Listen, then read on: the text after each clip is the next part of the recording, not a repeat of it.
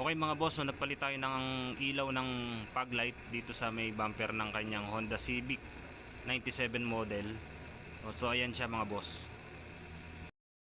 So okay na mga boss, so, naikabit ko na yung nandito sa may kabila. Yan. Naikabit ko na siya. Dito naman tayo sa kabila. Meron yan dalawang tornilyo na alin dito sa magkabilang gilid.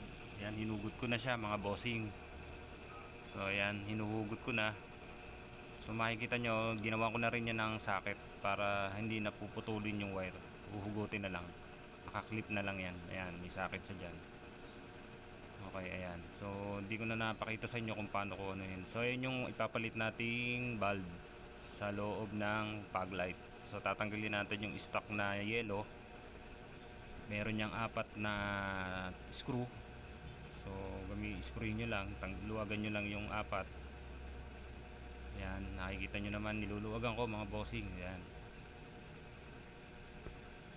Yan, niluluwagan natin. Gamit lang kayo ng Phillips screw. Yung positive. Medyo makalawang na nga lang yan. Hindi. So, binabarang ko na lang ng konting WD-40. Okay. Para madali-dali nating makalas. Medyo maganit yung iba kasi kapit na yung kalawang mga boss. So ayan, ginamita ko na tuloy na siya ng pliers kasi hindi talaga mapihit, sobrang sikip. Okay, ayan, sikip talaga kaya hindi makuha, medyo makalawang na kasi. Ayan, hindi ko na sa inyo napakita kung paano ko vlog yung iba kasi walang nagkakamera sa atin, kaya ayan, ito na lang isang kabyak yung pinakita ko. So papakita ko sa inyo kung paano ko palitan. Okay, ayan mga bossing, so tinanggal na natin.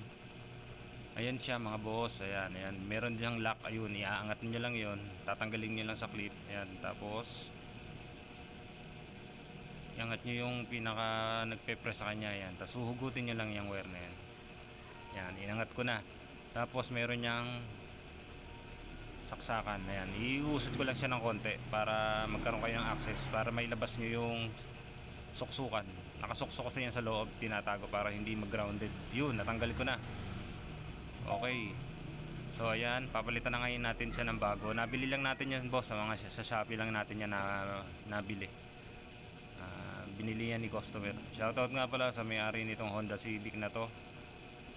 Todo paganda yan si boss. Okay, so yan, hinihipitan ko para hindi mag-lose contact yung kanyang socket na yan, yung iniipitan. Ayan, ipapasok na natin siya mga bossing. Ayan, ayan, pinasok na natin siya, medyo masikip na siya. Tapos hilahin nyo lang uli para matakluban, parang yun yung protection niya, para hindi siya maging grounded kasi bakal yung mga sapin yan.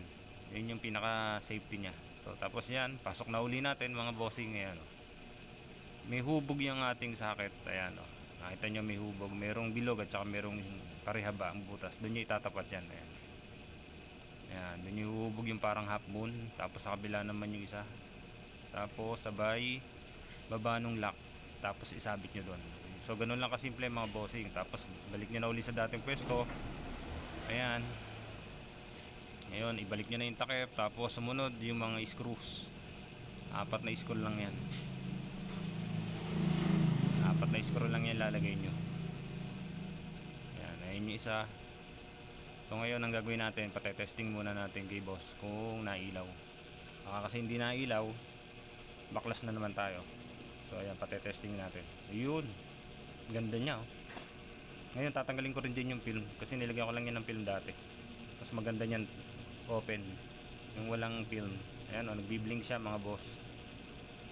So dagdag astig na naman yan sa mga naka Honda Civic. Sa mga gusto magpapalit, PM lang kayo, palitan natin yan. Order lang kayo sa Lazada o sa Shopee ng bulb. H3 nga pala yung bulb niya. So ayan na mga bossing, naikabit na natin, tinetesting na natin pareho. So ayan, blinker siya. Ayan, ayan siya pag naka steady. Ayan, steady yan. So ayan, blinker ulit. So ayan mga boss, so So dito naman tayo sa kabila, lalagyan natin yan ng electrical tape para for safety lang, para hindi o kaya iwas din sa pasukin ng tubig kasi nagkakaroon yan ng corrosion. Nagkakaroon ng corrosion yung mga wire. So ayan, sasalpak na natin, boss. Ayan, lalagyan na natin siya. Nakahook yan doon sa may ilalim. Ayan, nakahook yan. Tapos salpak, pasok, dahan-dahan lang. Tapos yung may taas na yan, yung may naka letter U, yun yung isasabit nyo doon sa may taas ng bakal. Madali lang naman yan mga bossing. Dahan-dahan lang. Kung paano siya kinalas kanina, ganun nyo rin siya ibabalik pagkatapos. Ayan. So ganyan lang. Tapos balik nyo na uli yung allen na screw. Dalawa lang naman yan. Yun lang yung mag-aano dyan, magsisikip para hindi siya malaglag. Ayan. So ayan na mga bossing, oh. Tapos na siya ngayon. Hindi ko na i-video sa inyo ng pagkakabit sa lahat. So ayan na siya. Tinanggal ko na rin yung yung film niya. Okay mga boss. So ayan na siya ngayon. Iba magandang tingnan. Salamat po sa mga nanood. Share nyo na lang po itong video. Salamat. Ingat po tayong lahat.